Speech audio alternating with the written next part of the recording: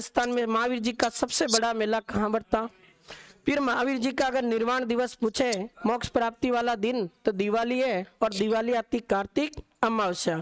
फिर ऐसे पूछेगा, जैन धर्म के जो लोग होते हैं वो भगवान से माफी मांगने के लिए 10 दिन का एक कठिन व्रत करते हैं, उसे 10 लक्षण पर्व कहते हैं, जो साल में 3 बार आता है, चैत्र भाद्रपद माघ में, और शुक्ल पक्ष की पंचमी से लेकर चतुर्दशी तक होता है। हालांकि इसमें कंडीशन है, भाद्रपद वाला जो 10 लक्षण पर्व है 10 दिनों वाला, उसको पर्युषण पर्व कहते हैं, जिसका अर्थ होता है निकट बसना। ये पर्युषण पर्व दिगंबर और श्वेतांबर जैनों में अलग अलग होता।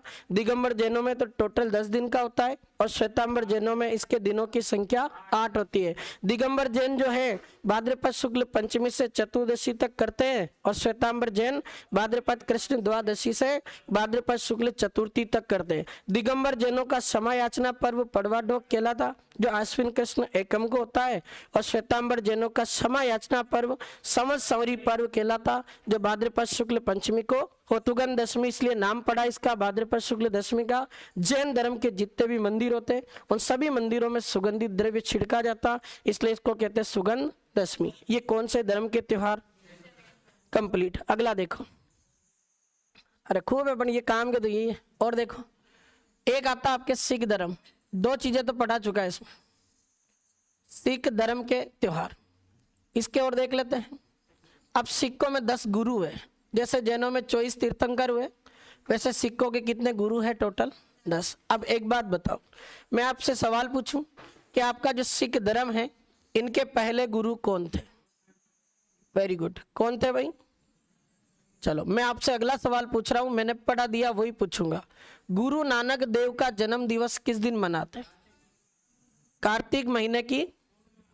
अब गुरु नानक जो देव हैं इनका जो जन्म उत्सव है वो मनाया जाता है आपके कार्तिक महीने की पूर्णिमा को। और आप ध्यान रखना, इस कार्तिक महीने की पूर्णिमा को गुरु नानक देव का जन्म दिवस है, इसलिए कार्तिक पूर्णिमा के दिन हम गुरु नानक देव जयंती मनाते हैं। तो ये गुरु नानक देव जयंती अगर पूछे, ये आपके आती है कार्तिक महीने की पूर्णिमा को। अब देखो, एक सवाल मैं पढ़ा चुका वही पूछ रहा हूँ। गुरु नानक देव जी का ये हो गया कार्तिक पूर्णिमा। इस कार्तिक पूर्णिमा के दिन 3 गुरुद्वारों पर मेले लगते हैं। एक तो आपको पढ़ा दिया साववा गुरुद्वारा पढ़ा था, या सिखों का सबसे बड़ा अपने मेला लगता है। तो ये आपका जो साववा गुरुद्वारा है ये तो पड़ता है कहाँ पर, चूरू में। अब थोड़ा सा एक सवाल ये ध्यान रखना, इसके अलावा राजस्थान में अपने बागोर नाम का एक गुरुद्वारा है। देखो, बागोर सभ्यता भीलवाड़ा में है, बागोर नाम का गुरुद्वारा भी भीलवाड़ा में, लेकिन बागोर नाम की हवेली उदयपुर में है। ये बागोर गुरुद्वारा हो जाएगा। तीसरा अगर मैं यहाँ से बात करूँ तो एक आपके गुरुद्वारा है, वहाँ भी मेला लगता, उसका नाम है शेर शिकार गुरुद्वारा। और ये शेर शिकार नाम का जो गुरुद्वारा है ना, ये आपके पड़ता है कहाँ पर, धौलपुर में। ये मैं स्थापत्य कला में पढ़ाता हूँ सारे सिख धर्म के स्थल, फिर भी यहाँ पढ़ा दिए, ध्यान रखना। तो साववा गुरुद्वारा मेला चूरू में, बागोर गुरुद्वारा भीलवाड़ा में, शेर शिकार गुरुद्वारा धौलपुर में। अब थोड़ा सा एक सवाल ये है जो जबरदस्त क्वेश्चन है, पढ़ा दिया भाई आपको। अब मैं आपसे एक सवाल पूछ रहा हूँ कि अगर आपसे सवाल बना के पूछ ले कि राजस्थान में गुरुद्वारा जो आपके बुड्ढा जोहड़ है ना, ये मेला कहाँ लगता, तो आपसे पूछ लेगा सवाल, राजस्थान में गुरुद्वारा बुड्ढा जोहड़ मेला, ये मैंने आपको श्रावण महीने की अमावस्या को पढ़ाया था। और इसका आयोजन होता आपके राजस्थान के कौन से जिले में, श्री गंगानगर। अब थोड़ा सा ध्यान रखना, ये आपके श्री गंगानगर में गुरुद्वारा जो बुड्ढा जोहड़ मेला है, इसका आयोजन होता है श्रावण महीने की अमावस्या। पढ़ा था हरियाली अमावस्या, भोजन में खीर मालपुए बनते, तब पढ़ाया था। एक तो मांगली आवास का मेला पढ़ाया था, कल्पवृक्ष, सारी चीजें पढ़ाई थी। तो ये वाले चीजें जितनी लिखी है ना मैंने, वो तो सब मैं आपको पढ़ा चुका हूँ। अब अगला सवाल देखो, ये अगला भी मैं आपको पढ़ा दिया हूँ। अब बताना, सिखों में अगर मैं बात करूं तो सिख धर्म के 10वें नंबर के जो गुरु हैं उनका नाम आता है आपके गुरु गोविंद सिंह। अब मैंने पढ़ा दिया आपको। अब मैं आपसे सवाल पूछ रहा हूं कि सिखों के 10वें गुरु गोविंद सिंह जो हैं, इनके जन्म दिवस के उपलक्ष्य में इनकी जयंती मनाई जाती है।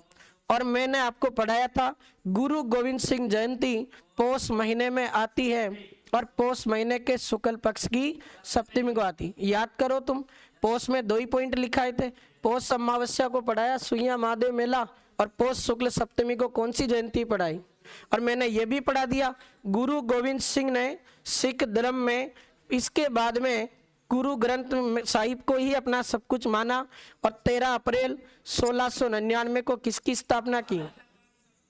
अब मैं आपसे सवाल पूछूं कि खालसा पंथ की स्थापना जो आपके किसने की थी, गुरु गोविंद सिंह ने। सवाल बना के पूछेगा ये खालसा पंथ जिसका केंद्र बताओ। पंजाब में आनंदपुर साहिब नाम का स्थान है, जो रोपड़ नाम का कस्बा पड़ता वहां पर है। आनंदपुर साहिब जो यह स्थान है रोपड़ में पड़ता और रोपड़ की लोकेशन आ जाती है पंजाब। ये आपके सिख धर्म के 10वें गुरु गुरु गोविंद सिंह के 2 सवाल आएगा तो यही आ सकता खालसा पंथ की स्थापना कब हुई और किसने की, तो 13 अप्रैल 1699। अगला सवाल सुनो, 2 ही त्योहार बचे सिख धर्म के। एक अपने कहते हैं कि सिख धर्म के लोग जब नई फसल आ जाती है तो उस नई फसल के पकने की खुशी में एक पर्व मनाते हैं, उसको क्या कहते हैं, लोहड़ी। ये लोहड़ी मकर संक्रांति से एक दिन पहले होती है, तो ये तारीख याद रखना। अपने सिखों का लोहड़ी नाम का पर्व कब होता है, 13 जनवरी। फिर कहते हैं कि सिखों का एक अंतिम त्योहार है, और अगर मैं उसकी बात करूं तो सिखों का एक लास्ट त्योहार है, उसका नाम आता बैसाखी। क्या नाम है? और सवाल पूछेगा, कहते हैं कि इस दिन गुरु गोविंद सिंह ने खालसा पंथ की स्थापना की थी, इसलिए सिख धर्म के लोग 13 अप्रैल को कौन सा दिन मनाते हैं। और तुम याद करो इसी 13 अप्रैल 1919 को अपने पंजाब में अमृतसर स्थान पर जलियांवाला बाग हत्याकांड हुआ था, जहां पर सिख धर्म के सारे लोग इकट्ठे हो रहे थे। जनरल डायर के आदेश पर गोलियां चलाई गई। सरकारी आंकड़े कहते हैं कि उसमें 379 लोग मरे थे, पर मुझे लगता अंग्रेजों ने उस समय ये आंकड़ा बहुत गलत बताया था। उस समय यूं मान के चलो हजारों की संख्या में सिखों ने अपना बलिदान दिया था। और आपको आगे पढ़ाएंगे सर राजस्थान का वाला जलियांवाला बाग हत्याकांड, मानगढ़ धाम हत्याकांड, बांसवाड़ा। तो ये चीजें तो